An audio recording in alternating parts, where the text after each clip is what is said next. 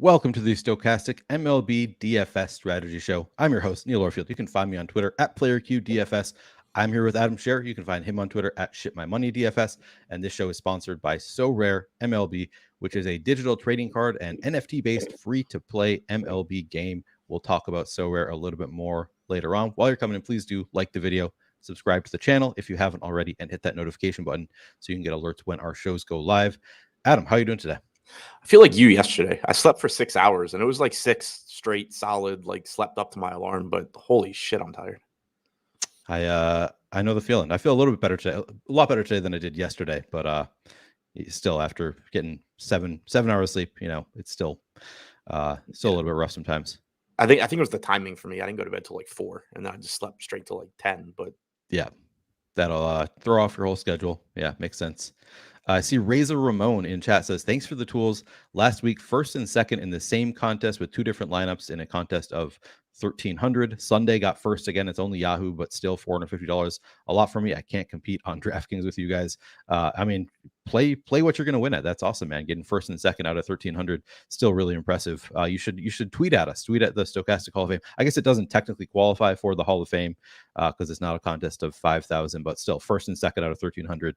We love to see it. So go ahead and tweet that. I meant to say the same thing about person yesterday. Came in and won, what do you get, 5th or 6th in the main contest on DraftKings using MLB lineup generator. If you're still out there, Johnny Ray Highway, please tweet that out at the Stochastic Hall of Fame because we would love to see that. Adam, we've got a 10 gamer here. I'm sure you haven't looked too deeply at it yet. Looks like we've got another Coors slate here. I haven't checked if there's any weather. I'll go check that now. But do you? I guess I can assume that you don't have any overrushing thoughts at this point, right? We can just jump into the game. It's a pretty safe assumption. But one thing I will say is that it appears that we actually have good pitching today. Strider, still a tough matchup for Strider, but Strider's pitching, Cole's pitching, Sonny Gray's pitching. I still don't know if Cody Senga's good, but he's pitching. Darvish is pitching, so should at least feel better about the pitchers we roster today than we did yesterday. No guarantee it actually goes better. All right. Yeah, Johnny Ray Highway in chat says that was me. Yeah, man. If you are on Twitter, please tweet out at us. Send us a screenshot of your big win using lineup generator because it's still a new product. It's good to see people having success with it early on. So we love to show that off when people have that success. So if you have Twitter and you have a moment, if you want to, please go ahead and tweet that out at us. All right. Yeah, plenty of good pitching. That is a good point there. I see no weather issues. Just check the weather. Doesn't seem to be any weather issues across the board today. So that's always fun. Nice little late May slate with no weather issues.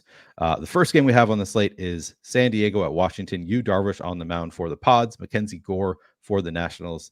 What's your level of interest in the pitchers here, Adam? Interested in both, particularly Darvish. Good matchup going up against the Nats, one of the weaker offenses in baseball. Darvish coming in right now 5th in top 2 pitcher percentage at 16%, only 11% ownership because he is relatively expensive. That's, I guess, another thing that does stand out about this slate. Not only do you have good pitching, but Strider's 12-3 on DraftKings, Cole's 11-2, Darvish is 10-5, Gray is 10-6. These guys are actually pretty expensive. Now, I haven't looked closely. I assume hitter pricing is really cheap, so it doesn't actually matter that much, but these guys are expensive, so it, in theory, at least makes them a little bit more difficult to get to. Darvish does look like he's going a little bit under-owned, but good matchup for him. Mackenzie Gore coming in at 9,300, going up against his former squad, 5% ownership, 12% chance of being a top 2 pitcher. Look, if you want to go there in tournaments and just hope for the best because Gore has solid strikeout stuff, I think that's fine, but you really, I don't think, can view him as anything more than just a high upside contrarian play at this price. He's still got flaws. He's walking 11.5% of hitters this year. That's the one that really stands out.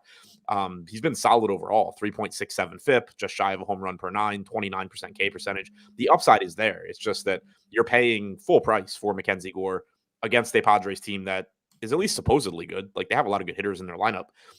So it's, again, a spot where if maybe you're stacking Coors and you need to save some ownership, but without sacrificing ceiling, maybe you go to a 5% owned Gore there. But I don't think he's in that same tier as the 10K plus guys. Yeah, I guess we talked about it yesterday that like not all leverage is created equally. This looks like pretty good leverage though. As you said, he's projected for 5% ownership. We've got Gore with a 12% chance of being a top two pitcher. Like that's actually fairly good odds. Like this might be when you're looking for some better leverage spots, one spot that we can consider going. Although it is obviously a very tough matchup. What is your level of interest in the bats in this game? Not overly interested. The Nats, just not a very good offense. Darvish is a good pitcher. Gore on the other side, good pitcher as well. Certainly a better offense or more talented offense in San Diego than in Washington. But Washington has the lowest top stack percentage on the slate at 1.5%. San Diego is coming in sixth at 5.5%, 4% ownership. They're just, they're middle of the pack in stack score. They're relatively expensive, decent, upside. Not a great spot, but decent upside for them. They're a team I think you can get to a little bit, but nothing that really stands out offensively. Okay. One, I guess, side note that probably doesn't mean anything. So since the start of last year, Gore's allowed a 153 expected ISO to righties, 161 to lefties. So far this year, it's 102 to righties, 232 to lefties. He's only thrown 189 total pitches to lefties, so very, very likely that balances out. But if you are stacking San Diego, not that you really ever should, but I wouldn't just blindly ignore Juan Soto or Cronenworth because they're left-handed. Okay. How would you rank the four sides of the game? Darvish 1, Gore 2, Padres 3, Nats 4.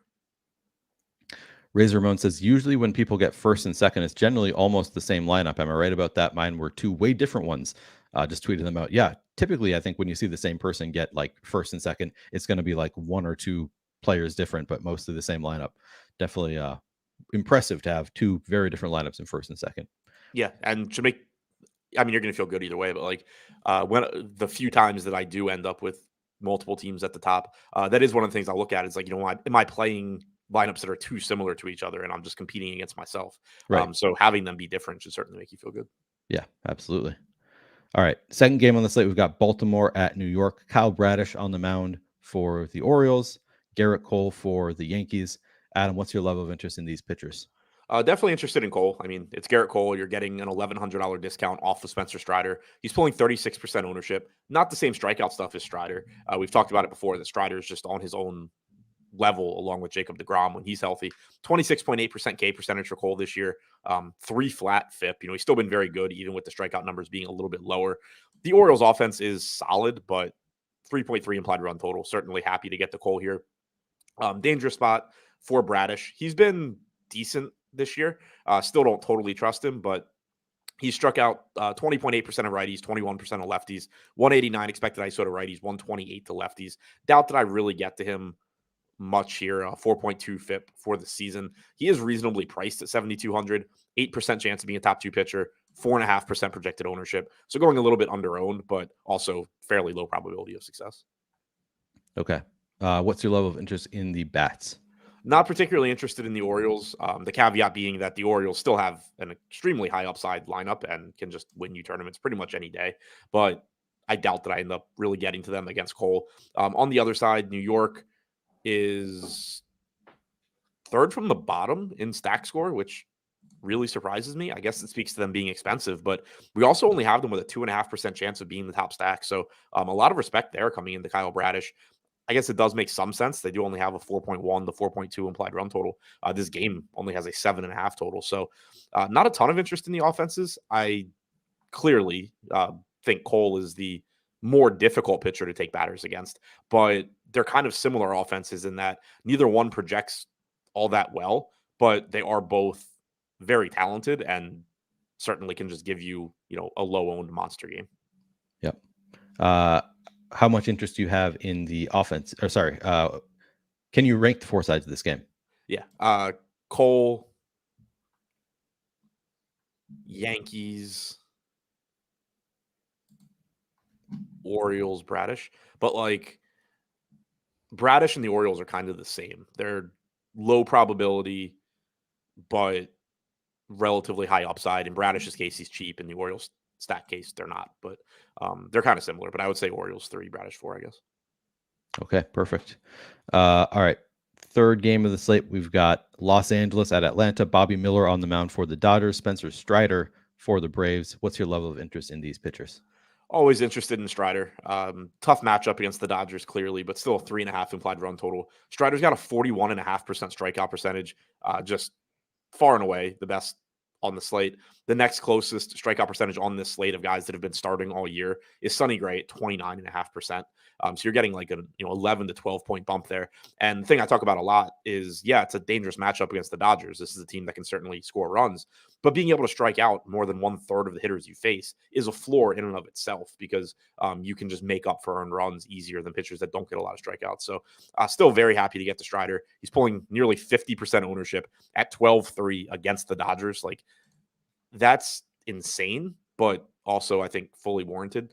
Probably going a little bit over owned in terms of top 2 percentage versus ownership, but where you have to roster 2 pitchers on DraftKings, especially, it's still just going to be somebody you want to get to a lot.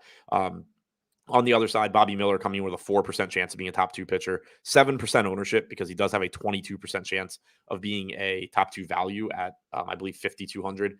Don't actually know a lot about him, so I'm pulling it up now, but he's pitching for the Dodgers, so I assume he's talented. They typically are. First round pick in 2020, so moved pretty quickly, especially considering you didn't have a minor league season that year. 4 starts at AAA this year, 14 innings pitched, 4 starts at AAA last year, 21 innings pitched. He struck out 33% in those 4 starts last year, only 20% this year. The bat projects a 22% strikeout percentage, 4.2 FIP. That's perfectly fine for, a guy making his major league debut. So if you need to pay down, you can pair Bobby Miller with Spencer Strider's, only spend, 17 to 18K a pitcher, and do whatever you want with bat. So if you need to pay down, he's fine. But, certainly if I can, I'm looking to get to 2 of the higher end pitchers in most lineups.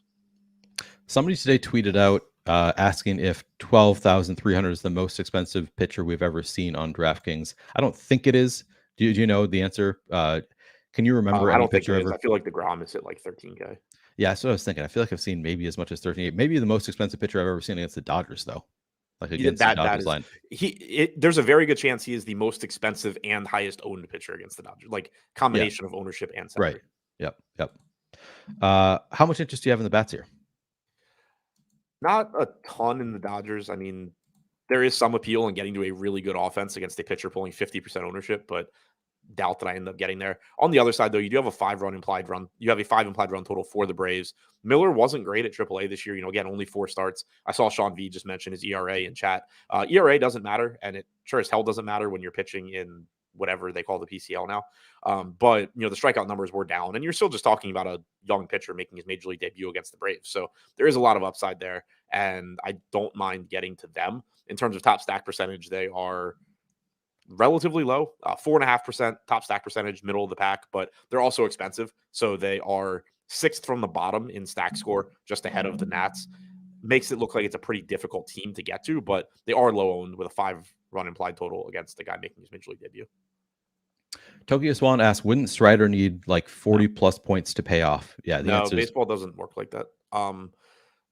Because hitters, the way hitter scoring works, you just can't really use the same sort of like basketball target score 5x or whatever formula. Yeah, like if Spencer Strider goes for like 25 DraftKings points, that's perfectly fine. Now, if other pitchers that are cheaper also go for 25, it's not going to be like you have to have Spencer Strider. But like if he just goes and gets 25 points, you're perfectly fine. If he goes for more than that, obviously you're better off. But when you have like a home run for a $4,000 hitter, makes you almost 4x right out of the gate. Like a solo home run is 3 to 4x. So it just doesn't work that way. Yeah, it is a good question, but yeah, that doesn't work that way in baseball the same way it does in like basketball. On like larger slates, you definitely have to be more concerned about. I don't even know what the multiplier would be at this point. Like, I think at one point it was like 4x plus 10 was what people were saying. It changes all the time. I typically use like 5x plus 10. Larger slates, I'll go to like 5x plus 15 for basketball. Yeah. Razor Ramon asks, Neil, do you think you can look into having so rare contests where just stochastic members square off? We were actually looking at that during NBA season. I'm not sure what ended up happening to that conversation, but definitely something that we have talked about doing in the past. I would love to do it if we can do just stochastic member so rare contest. Maybe I'll talk with Greg and see, if we think that that's something that's going to be plausible. All right. How would you rank the 4 sides of this Dodgers Braves game? Strider 1, Braves 2. kind of depends how you want to like angle this. I probably will get to more Miller than Dodgers just because he's so cheap. If you're talking like contrarian leverage, win the slate the few times it works out, the Dodgers. So I think it's clearly Strider 1, Braves 2, probably Miller 3, Dodgers 4. Adam, I take it you played the Giants last night? I did. I had been thinking about it. Like they had positive leverage in the top stacks duel, and then of course I didn't. I ended up playing 5 or 6 different stacks, and I think it was my homerism kicked in, and I was like, no, I don't want to play them against Bailey over. I'm not going to play the Giants. And then of course they just crushed him early, and I was like, damn it, I shouldn't have let my homerism get to me. And then they ended up only put up 4 runs, so Yeah, worked then out they did okay. nothing. Yeah, they scored 4 runs in the first 4 hitters, and I'm like, because I didn't really like how much of them I had, but I was like, whatever. Like I understood why they were there. They were low owned. They were under owned. They looked fine. And then the game starts. I'm like, oh, cool. Like, glad I got to them. 4 runs right out of the gate. Ober's at -10 at 30% owned. Like, we're looking good. And then they just didn't score another run the rest of the game. Yeah. With that said, I still got crushed in MLB yesterday. Actually, both NBA too. I guess I was a little bit better in NBA, but was not my night yesterday in DFS. I was disappointing. Yeah. I ran a train in NBA. It didn't cash. Shit.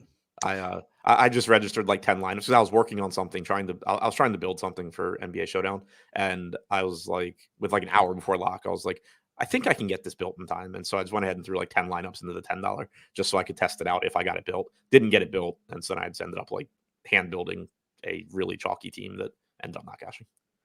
Yeah, it's I don't know. Like I haven't been playing the NBA Showdown slates very much unless I'm doing content on them, just because Right. I don't love NBA Showdown. It's I just hate like NBA Showdown. yeah, just I don't really enjoy the product as much, but because I was on a show, I decided to do it, and then just did not work out at all. Even though I feel like a lot of the individual components that I liked Aaron Gordon for one, that worked out pretty well. I liked LeBron somewhat, but just ultimately just was not enough. Got crushed. I ended up going Davis instead. I could fit Davis. I couldn't fit LeBron, so that killed me. And then I had Lonnie Walker. All right, let's do one more game before I do a read here. We'll do Detroit at Kansas City. Eduardo Rodriguez on the mound for the Tigers. I do not see a pitcher in Fantasy Cruncher for the Royals. Do you happen to know who it is? For the Royals? Yeah. Looks like Daniel. Oh God, he's back. Daniel Lynch. You sound excited about it. You going to be playing either of Eduardo Rodriguez or Daniel Lynch? Oh man, I hope not. Rodriguez, I think is okay. Middle of the pack, top 2 pitcher percentage around 9%, 6% ownership at 8,800. He's another one. This is just a more expensive price tag than you typically see on him, but he's been solid. 3.23 FIP, 24.5% strikeout percentage this year. He's actually been good, and it's a talented pitcher that we'd sort of seen some ups and downs from him over the last couple of years. He also had some health issues, going back to 2020. He had myocarditis and missed some time, but he's been good this year. So not to say that necessarily has to carry over, but it is a decent matchup in Kauffman Stadium. 4.1 implied run total for KC. If you can't quite get up to those top end pitchers, I think getting to a low owned Rodriguez is perfectly fine. It's similar to Mackenzie Gore. Same kind of play, just a little bit cheaper. On the other side, I don't think I'm gonna end up getting to Lynch. 5% chance of being a top 2 pitcher, 2% projected ownership. I'm looking now to see what he's done at AAA this year. 3 starts, 12 innings pitched, 24% strikeout percentage. In the majors last year, 27 starts, 131 innings pitched, 20% strikeout percentage, 4.63 FIP. He's somebody that I roster more than I should, just because he always ends up being cheap, and he's not good, but he's not awful. But yeah, hopefully I don't get there, because I thought it was Bubic was your Kansas City guy. It's any bad pitcher on KC. Okay, you just love playing bad Kansas City pitchers. Yeah, okay. Last year I think the way it went was I would always play Bubic, I'd always play Lynch, and then I wouldn't play Singer. And Singer was the one that took the huge step forward, and then obviously has taken a giant step back this year. Yeah. What's your level of interest in the bats in this game? So once again, we have this same thing with Detroit, which I so eloquently put it yesterday. If the pitcher doesn't do well, then the bats probably do. But we saw it play out again yesterday, where you had Singer at 7K, and then you have this really cheap Tigers team. One of those sides, with how cheap they both are, it's very unlikely that you get a middle. There's either going to be good plays from the Tigers at very cheap price tags, or you're going to get a good performance from a very cheap pitcher. It's not like one of these spots where like the Dodgers and Braves, for example. You could very, very easily get an outcome where Spencer Strider is not very good for his price, and the Dodgers aren't very good for what you had to pay for them. It's a lot harder to do that here with the Tigers and Daniel Lynch. Like, it's very easy to outperform a $6,400 salary if you pitch well, and if he gets hit, it's very easy for these cheap Tigers to have a good game against them. So, I am interested in the Tigers as a value stack. You can there is pitching to pay up for today, so that's nice. You do have a 4.9 implied run total for Detroit. They are third in stack score. 4.5% chance of being the top stack, middle of the pack, but 15% chance of being the top value stack is number one. They're getting 12 to 13% aggregate ownership. I'm looking now to see if that is just ownership coming into everybody or if there's a couple players pulling it up. Looks like kind of a combination. Matt Vierling is somehow pulling 28% ownership. That is mind-blowing to me. I assume that comes down, but either way, he's pulling 28%, 17% coming to Baez, 15 to Rogers, 13 to Torkelson, 11 to Scope, Ibanez, Haas, Cabrera, Riley Green, all sub 10K. So you can kind of mix and match from this team and pull ownership down a little bit, but definitely looks like a good value stack. Who do you think wins the NBA game tonight? Miami. Boston, Miami. Yeah. Oh, you do. You think they sweep them? Yeah. Yeah. I kind of think Boston's just checked out. It kind of feels like they're just checked out. It's hard to know that for sure. I almost think that either they lose today or this turns into a series. Yeah, I think that. Yeah, because if they can just like turn it around somehow, figure out a way to win here, right? You got to think that they're going to gain some confidence and maybe get their mojo back a little bit, right? And being a Washington Caps fan, I'm very aware of how the momentum can like feel when it's 3-0. Like, right. You lose this one and it's like, all right, we're going to get the gentleman sweep. You lose the next one and then you're going into game 6 and it's like, oh shit, like we have to win this game or we're probably not going to advance. And then game 7, like all the pressure is on you because you're about to blow a 3-0 lead. So like, right. It's not from like, and again, momentum is you can't quantify and everything, but like the series can get interesting real quick. And I kind of just feel like either Boston is checked out and they're just done, or they get a win and then, you're getting to game 5 and you pick that one up and all the pressure is back on Miami. I kind of think the latter is what it's partially just because that's what I'm rooting for, but I kind of think that's more likely. Like at this point, they got to have some pride, right? Like that you were the favorites coming in and you're getting absolutely smoked. I just don't know. I mean, what it comes down to, I think, is the locker room. Like, right. How much are they just over it with Joe Mazzulla? Right. They hate the coach. Like, that seems to be the reports coming out today that they didn't agree with the firing of Ime. So like, just like they don't like the coach. Yeah, that definitely good point. That does factor in, like, but they got to have some pride, right? Just, I don't know.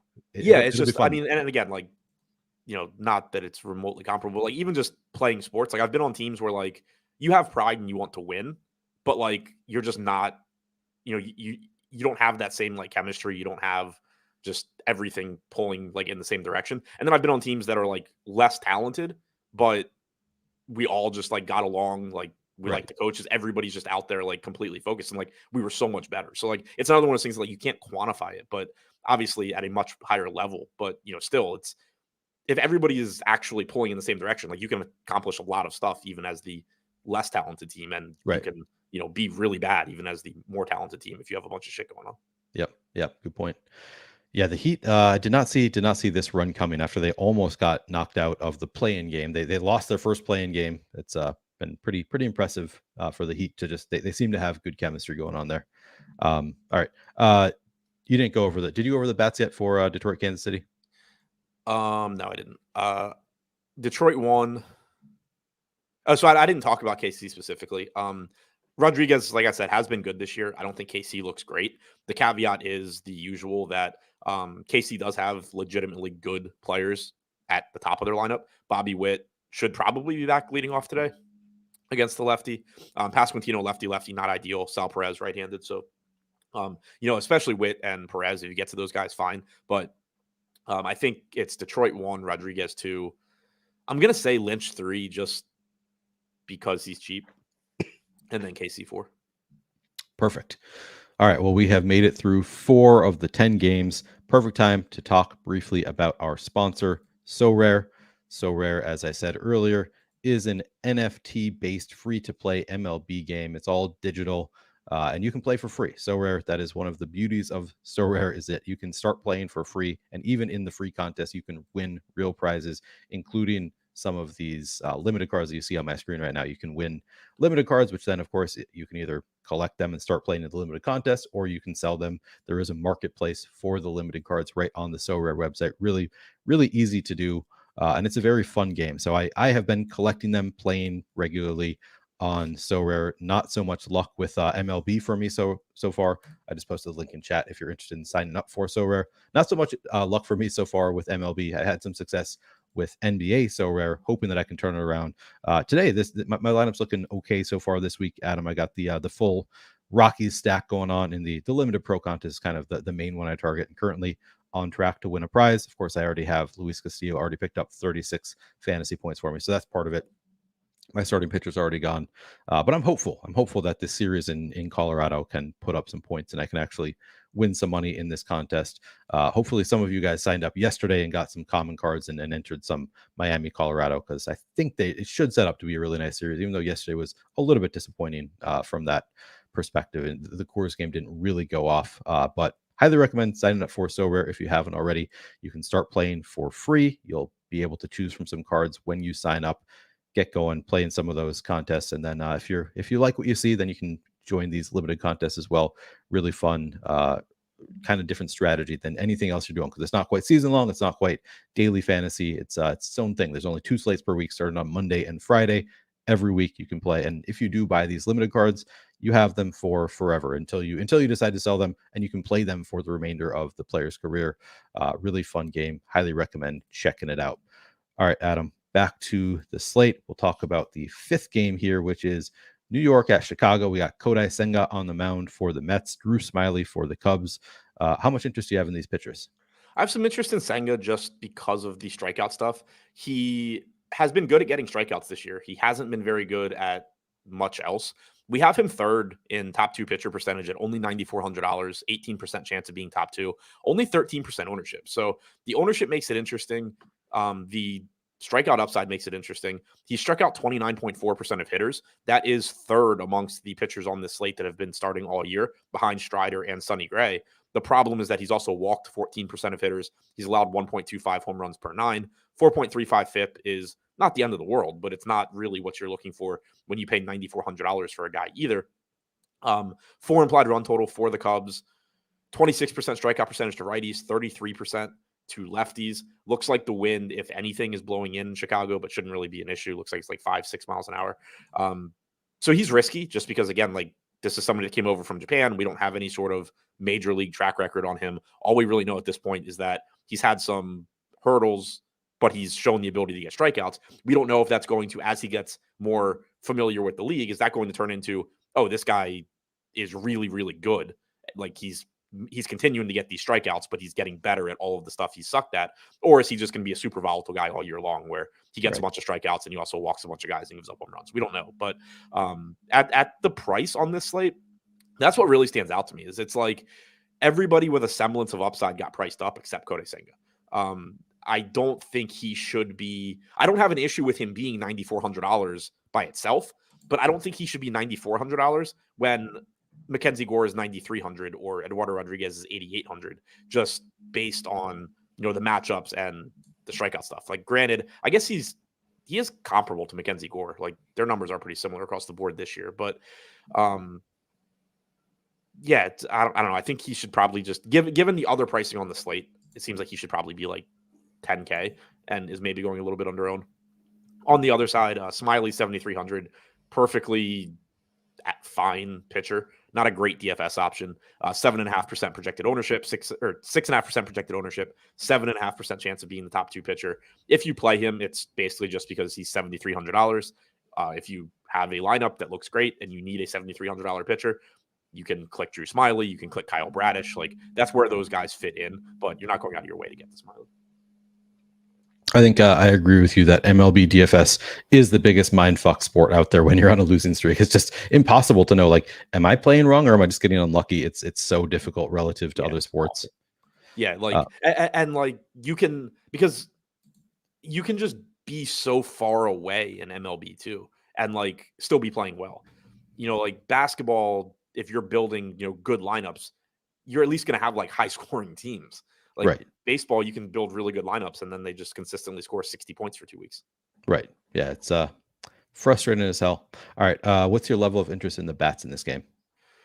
Not too high, too modest implied run totals, too decent enough pitchers. They are both good enough offenses where, if you're getting to them at low ownership, I don't think it's a problem. But Chicago, fourth from the bottom in stack score, 2.5% chance of being the top stack, 3% projected ownership. Mets, middle of the pack, 4% top stack, 4% projected ownership. They're both just sort of offenses that I'm not excited about at all. Don't really feel any sort of way about them. Arnold Lane says probably, drives me mad. Probably with a question mark. I think he's talking about your response when I ask you a question and you say probably. I'm not sure exactly what he means there. Yeah, I think I said that a good amount. I mean, I think it's a perfectly reasonable response to not really know. Maybe I'm going to play this guy. I don't know. That's funny. All right. Rank the four sides of this game. Senga, Smiley, the Cubs, and the Mets are all the same. I guess Senga, Smiley, Mets, Cubs. See, Arnold, that's why we do the ranking at the end, because like he'll probably play somebody, but then you do the ranking of the four sides and you really get into what's the level of interest when you have to look at them next to each other. All right, we've got San Francisco at Minnesota. Alex Cobb on the mound for the Giants. Sonny Gray for the Twins. What is your level of interest in these pitchers, Adam? I mean, we know I'm always interested in Sonny Gray. Not the best matchup against the Giants, but there are some strikeouts here. And Gray has struck out nearly 30% of hitters he's faced this year. 2.01 FIP. He's been extremely good. Hasn't given up a home run yet. Clearly, that's going to change sooner than later. But 115 expected ISO to lefties, 135 to righties. He's gotten lucky in the sense that his actual ISO allowed to both sides of the plate is below 100, but even by his expected numbers, he's been extremely good at limiting power. 257 expected WOBA to righties with a 38% strikeout percentage this year. Surprising, he's only struck out 17% of lefties. Typically, he's good at getting strikeouts against lefties as well because he has a good curveball that he can use to get those, but hasn't been getting them so far this year. Probably changes as the year goes on. He looks like a good pitcher, relatively expensive again, but 10-6, fourth highest top two pitcher percentage, 16% ownership, no real issues with that. So happy to get there. As far as Alex Cobb, 8,300, 6% ownership, 9% chance of being a top two pitcher. He is also a pretty good pitcher, 20% strikeout percentage, 3.15 FIP, better at limiting runs than he is getting strikeouts, which makes him not great for DFS, but it is interesting that he's only $8,300. I'm not going out of my way to get to Cobb, but he's another one at a little bit more expensive price tier than Kyle Bradish and Drew Smyly. But I think the same kind of play where it's just, if I need an $8,300 pitcher, Alex Cobb is fine, but it's not like I'm starting my lineup out by saying like, oh yeah, let's get Alex Cobb in here. Okay, makes sense. Sean V says, Senga been much better at home. Can't trust him here. I feel like he's just trolling us at this point. Senga's pitched 43 total innings in Major League Baseball. You can't read anything into his split stats at this level. I mean, if it continues, maybe you can start factoring home road stuff, but he's pitched 43 innings. A case like this, like, I don't know what the order of his starts has been, home or away, but like at some point, this guy was making his first, second, third ever appearances in the United States. I don't know how he did in those starts, but you're not only is it way too small of a sample, but in this specific case, you just have so much other shit that goes into it. Yeah. All right. Well, we can move on. We've been over this so many times. Small sample size, worrying about that. But yeah, other factors at play here as well. What's your level of interest in the Twins or Giants bats? Not very high. Both pitchers are good at preventing runs. Both offenses can hit, but I don't expect I get to either one. Michael Mass asking, Neil, follow-up question from the other day. Normal 20 max player, would you max out the 25 cent and 120 max, then put 10 in the 150 max, or skip 20 max and put 30 entries in the 150 max?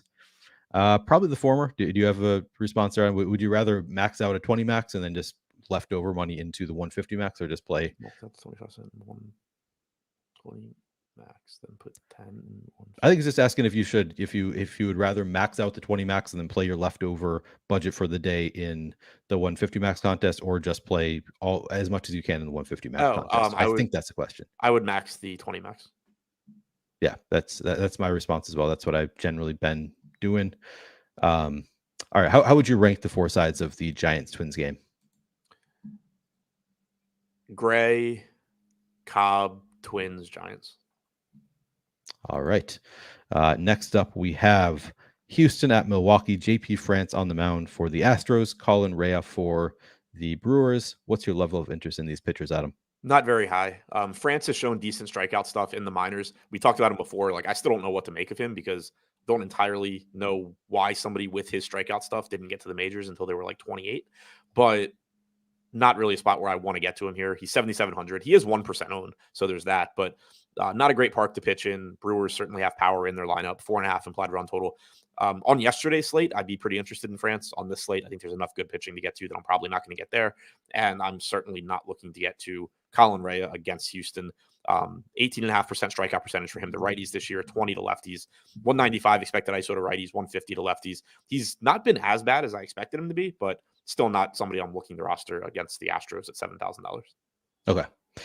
Makes sense. What is your level of interest in the bats? Definitely like the Astros. They came through yesterday. I unfortunately didn't end up really getting to them, but they haven't been great so far this year, but they have so much talent in this lineup. You have Altuve back as well, so that gives you another good hitter. Altuve, Bregman, Alvarez, Tucker, Pena, all very solid hitters, plenty of upside there. Jose Abreu has not hit for power this year, but as a result, he's also really cheap. Corey Julks has some power at the bottom of the order. So Astros look pretty good in terms of top stacks tool. They are second in top stack percent, or sorry, third in top stack percentage, about 9.5%, only 8.5% ownership. They're tied for second with Detroit in stack score. So even though they're relatively expensive, the fact that they are the top stack nearly 10% of the time is still pulling them up. And the other nice thing about them is that the best players in the lineup are expensive, but you can still balance that out using a $2,400 Julks, a $2,900 Abreu. It's not like you have to stack Altuve, Bregman, Alvarez, Tucker, Pena, all for like 5K or more. You can still find some decent hitters that are cheap in this lineup. Okay. How would you rank the four sides of the game? Astros, Brewers, France, Rea. As far as the Brewers go, there is upside in that lineup. I prefer the Astros side, but so far this year, France has actually had more issues with right-handed power than lefties, but extremely small sample. Sub 100 expected ISO to lefties, 302 to righties, but again, very small sample. I'm not going to read into that too much. If you're attacking the Brewers, I think you just go with the best hitters. Adames is going to look good at 3,700, Contreras at 3,800, Winker's still free, Rowdy Tellez is cheap. The Brewers are a really cheap stack, top to bottom, really. So I think it's Houston, Milwaukee, France, Rea. Okay. All right. We've been through, I think, 6 games. So we'll talk briefly about the lineup generator. Again, guys, you can still get lineup generator for 50% off. I will throw a link into chat for where you can get this for 50% off right now. And of course, these are all lineups that have been pre-vetted for you. So you're not going to get any negative EV lineups in the lineup generator. Every lineup generator, any lineup that you get here should be a positive EV lineup. These are all lineups that should win money in the long term if you use the lineup generator every day. We've already seen some success as Johnny Ray Highway showed us. He already got 6th place in the largest contest out there. Very impressive start to the tool. Highly recommend checking it out. And again, this is half off right now, so it's just $4.50 for your first week. It'll be $9 a week after that, but still well worth it at that price tag. Again, these are just only good lineups. We're going to do all stack types again. We like to do the balanced lineups. Maybe one of these days we'll take a look at or something else, but balance typically works. I'm going to not lock anybody and just see what we get here. Yeah, so we're getting to a 49% owned Spencer Strider. Actually, I think you maybe recommended this earlier, Adam. Spencer Strider with Bobby Miller to offset some of that cost there and some of that ownership as well. We got Bobby Miller at 7%, Spencer Strider at 49% in the same lineup here. And then we've got, looks like a Miami. Is this a 4-4 stack? Miami in? Let me count it out. 5-3. All right, 5-3. So we got Miami in Coors Field, and then the Padres with their not with their pitcher. What do you think about this lineup, Adam? I think it looks pretty good. I mean, Miami obviously is going to pull a lot of ownership. It's the same thing again. Miami and Coors, they aren't great. Coors is, who knows how it's going to play out, but the lineup itself looks good. I think Bobby Miller helps offset some ownership without completely, destroying your projection. We have him at 11.5 points. That's fine. I don't love the Padres, but you are getting talent there at relatively low ownership. Fernando Tatis at 10% is always going to be pretty appealing. Yeah. Ha-Seong Kim's cheap. I could do without Jose Azocar, but I get it. He's 2K flat, and we're at the salary cap. So, yeah, it looks like a good lineup. That is one spot. If you are if you're building lineups in general, but especially if you are using this, if this happened to be a lineup, going back to like leaving salary on the table, if this happened to be a lineup where like it had 48-9 or something and you had Jose Azocar at the bottom, just change him to somebody else. Yep. Makes sense. I mean, he's 0.5% owned, so I guess that is the best part about him. All right, we'll save this one. Take a look at the next lineup, which is all right. Now we get Sonny Gray with Garrett Cole, so two great pitchers on the mound. We've got another Miami. Looks like a 5-man stack with one-offs outside of them. Absolutely absurd that you can stack the road team in Coors with 2 10K plus pitchers. Yeah, that is kind of nuts. And like Ty France, right, 4,200. Like who else we got in here? All right, I guess we got Vierlin saving some salary at 2,400. Julks at 2,400. So they did throw in some of the cheaper bats for the one-offs, but in general, yeah, just being able to play whoever you want. It looks like on the slate essentially. Yeah. So and this goes back to my assumption before, where Bobby Miller is underpriced, but also probably just not that necessary. Same goes for Daniel Lynch, just because if hitter pricing were correct, the Lynch Miller pieces would be like, oh, this is a sneaky way to get an ace and really good bats, but really you can just find cheap bats and play 2 aces. Yeah, and worth noting that this one actually leaves 900 on the table as well with all of that. That's kind of nuts. Yeah, you could basically just you could almost get the Strider. Yeah. So again, guys, check this out. It is $4.50 for your first week if you use the link that I put in chat just now. It's also in the description of this video if you are watching later on. All right, we're going to save this one. I'm just going to get through and save all the lineups. I'm not going to vet any of them. Just going to get through them and see what our ownership looks like. So we're getting to a ton of Jacob Stallings. Interesting. 80% Jacob Stallings. That's probably not something I would want. I would probably go back and delete some of my Stallings lineups and maybe find some that don't have him. Also 80% Gene Segura, 70% Spencer Strider, maybe a little more comfortable with that. 70% John Birdie, 55% Garrett Cole. But you can see exactly your exposures to every player in the lineups that you've made. And if you don't like it, you can go up and delete some of your. Just go here. This one has Jacob Stallings. If I don't want that, just go discard that, and then you can go get some more lineups that don't have him. So check it out if you haven't already. These are all going to be plus EV lineups. That's all you're getting in Lineup Generator. Even if you don't use them, I think that it's a really useful tool just for studying. And again, it is $4.50 for your first week if you use the link in the description. So check it out. All right, Adam, we will move on to the next game on the slate, which is, of course, that Coors game. We've got the Marlins at the Rockies. Uri Perez on the mound for the Marlins. Austin Gomber for the Rockies. Are you playing any pitchers in Coors today? You can play Perez if you are so inclined. I don't think you're going to need to. Again, you can just fit good bats with good pitching that isn't in Coors. But Uri Perez is extremely talented. He's only 7,100. If this were yesterday's slate, again, like I'd be playing him. I played Cabrera. I'd be playing Perez. Today, you're probably just not going to need it. Certainly not playing Austin Gomber. All right. How much interest in the bats here? The normal amount in Coors. Very, very interested. Who knows at this point how much I end up getting to because of ownership, but 5.7 implied run total for Miami, 5.3 for the Rockies. Relatively low for a Coors Field game. I guess that's what happens when you have the Marlins playing the Rockies and you do have a top pitching prospect going for Miami. But still, with these prices, you can't say that you don't like Miami. You can say you don't like them at ownership. That's fine. But they're clearly a team you'd be playing in cash games. They are the most likely team to succeed. They're still 80%, 80+% not to succeed, but 17% chance to be in the top stack, 10% top value, 22% ownership. Again, their stack score is double everybody else on the slate. Colorado, 4th in stack score, 10% chance to be in the top stack, only 5% projected ownership. So once again, you're seeing the Rockies go under-owned compared to both their chances of success and also the other team in Coors. Part of the reason for that is that they suck. Part of the reason for that is that Uri Perez is one of the top pitching prospects in baseball. But, you're still you're talking about a team that has an implied run total, 0.3 of a point, 0.4 of a point below Miami, or 0.4 of a run rather below Miami. So still a solid spot. You're still getting, all the benefits that the Miami guys are getting playing in Coors. So I am interested in the Colorado side, even though I think Perez is certainly a better pitcher than Gomber. Yeah, I mean, we do have leverage there. So they're the two top teams in terms of top stack odds, Miami and Colorado, as you said, big difference there, but only 5% ownership going to the Rockies. So you kind of like them for different reasons there. How would you rank the four sides of the game? Miami, Colorado, Perez, Gomber.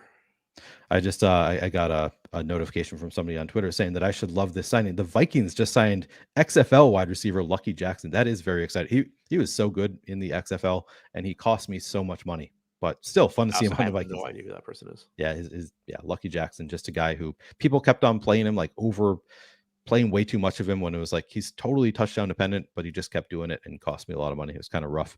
All right. My Twitter notifications right now are just people telling me I'm an idiot because I don't believe Jokic didn't get the MVP because he is white. Yeah.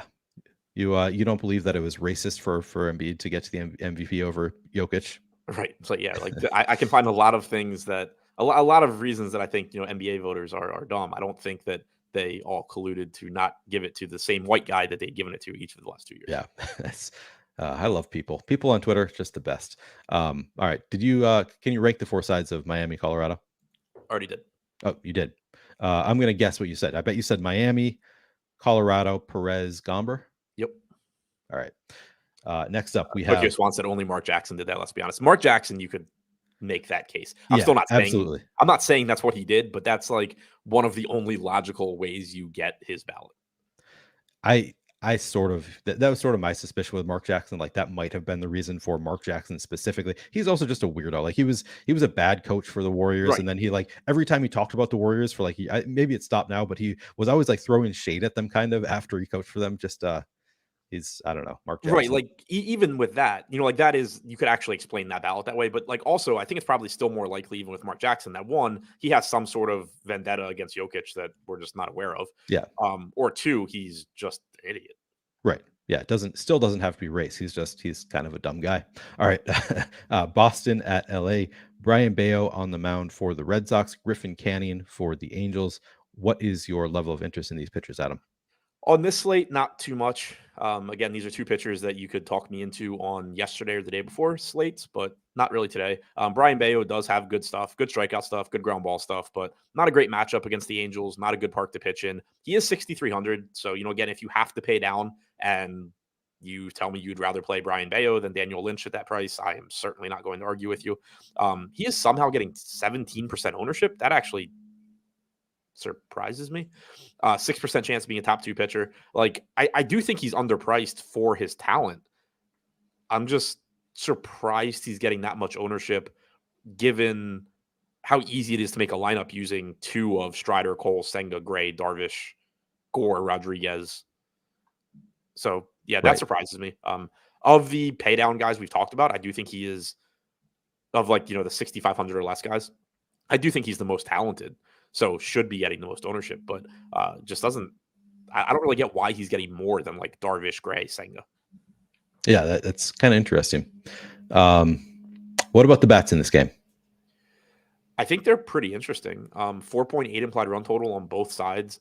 Like I said, when Bayo's on, he's getting ground balls and he's getting strikeouts, but does still have some walk issues since coming up last year. 129 expected ISO to righties, 141 to righties, 129 to lefties. So, again, good at limiting power when he's on, but if he's falling behind in counts, it's still a very dangerous lineup to do that against with, Trout, Ohtani, Renfroe, Walsh, Moniak, assuming he's in the lineup.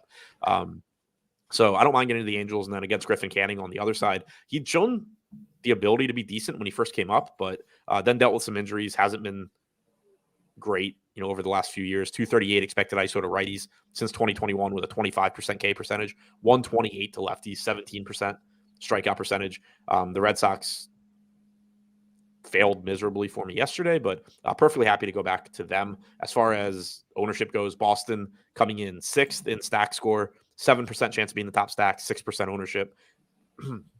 The Angels, middle of the pack in stack score, 4.5% top stack percentage, 3.5% ownership. So just two kind of middle of the pack stacks against relatively talented, or in Bayo's case, very talented young pitchers that are still inconsistent. Okay. How would you rank the four sides of the game? Kind of depends on what you need. I guess Red Sox, Angels, Bayo, Canning, but like I could also see the situation where like if you are you know, if you are going the more expensive stacks, like you're trying to play the good Astros with, I don't know, like the expensive parts of Miami or something, where Bayo just becomes more useful. But I would assume I'm getting to the offenses first. Okay. Makes sense. Sir Manning says, hit the like button, you guys, gals. Yeah, please do hit the like button. Thanks for the reminder, Sir Manning. I don't ask for it as much as I should, but if you haven't yet liked the video, please do so. We only have one game left to talk about here, Adam. Oakland at Seattle. Luis Medina on the mound for the A's. Marco Gonzalez for the Mariners. What is your level of interest in these pitchers? Not very much. And again, I'm surprised that Marco Gonzalez is getting 11 to 12% ownership. I get that he's facing Oakland. He's only 6,700. Like, as a value piece, I totally get it. It's just, it seems easy enough to me to just build lineups that don't pay down for mediocre pitchers on this slate. If you are paying down, you know, Gonzalez isn't very good, but the matchup is good. Only a 3.3 implied run total for the A's. Medina at 5,500, I don't really see a need to get to. Perfect. Any interest in the bats here? Some in Seattle. Not a great park for hitting, but there is plenty of power in this lineup. Medina, very small sample, 247 expected ISO to righties, 267 to lefties, 25% K percentage to righties, 15% to lefties. You're kind of just, you know, he's a bit of an unknown, but probably isn't great. You're getting, you know, plenty of good hitters in the Seattle lineup. They are fifth in stack score, 7% chance of being the top stack, 6% projected ownership. On the other side, Oakland is the second best top value, and they are facing a pretty bad pitcher in Gonzalez, but still just so difficult to get to this unbelievably bad offense. Makes sense. How would you rank the four sides of the game? Mariners, Gonzalez, A's, Medina. Adam, I want your first impression. The NFL is apparently considering, maybe already voted on, if a fair catch is made within the 25-yard line, it gets moved to the 25-yard line. Just like if you catch it in the end zone, it's moved to the 25-yard line. You mean if you fair catch it between the 25 and the goal line? Yep. Between the 25 and the goal line, gets brought out to the 25. What? It's only on kickoffs though. So it's my first thought was like, I don't know that I love this, but then I'm like, I don't think I really care that much. But it removes, if it were punts, I would care, because then it's I was thinking punts at first, and I was like, that's the dumbest thing I've ever heard. Right. Except it would make teams stop punting, which would be nice. True. Yeah, that's a good point. But I'm like, for kickoffs, I'm like, does this really factor in all that often? So I still don't like it, I don't think, but it seems like it's not going to have a huge impact. I assume it's for safety. I mean, I get reasons. it on kickoffs just because like you're just trying to eliminate guys getting killed. Right. So yeah, I mean, on kickoffs, I guess it doesn't really matter. It's just all that's going to happen in that case is teams are going to just blast it out of the end zone instead of trying to drop it at the 2-yard line. Yeah, exactly. Like there's just no point in. Yeah. I think it's kind of dumb, but I also wouldn't care if they just got rid of kickoffs. Like I like punts, but like kickoffs. That's one of those rules where like when they changed it, I didn't like the change because, you know, it just takes what can be an exciting play away. But also after, you know, 3 games, I just didn't care. Yeah, exactly. Tokyo Spawn says, what's the point of the kickoff at this point? Just gives it to them at the 25. Then I agree. Like at this point, it's like there is no real point at the kickoff of a kickoff. But anyway, interesting. Have to give it a little more thought. All right, Adam, we've made it to the end of all of the games. If you were playing 3 stacks, which 3 stacks would you go to? The way it looks right now, probably Houston, Detroit, Colorado. 3 favorite pitchers. Strider,